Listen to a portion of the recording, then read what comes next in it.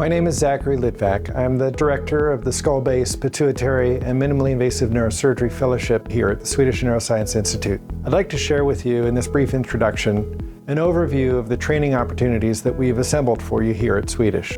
First of all, we have a team of dedicated neurosurgical oncologists, fellowship trained in glioma surgery, pituitary surgery, and open skull base.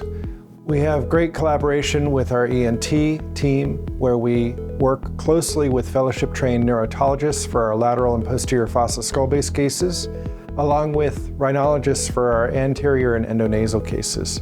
Additionally, we work closely with our radiation oncologists.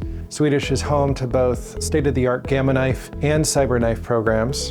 In addition to those teams, we have 3 neuro-oncologists that are housed within our IV Center for Advanced Brain Tumor Therapy.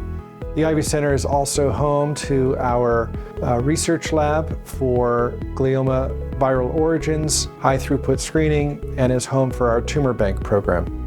Swedish is a 5-hospital and 7-facility system spread across the Puget Sound. We draw patients from a large area for quaternary level care.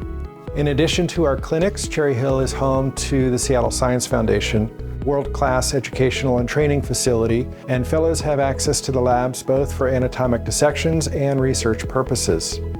One of the things I think that sets our fellowship apart is the opportunity to operate with multiple neurosurgical attendings who are both trained and have tremendous experience in skull-based cases and see how different people do or approach the same problem.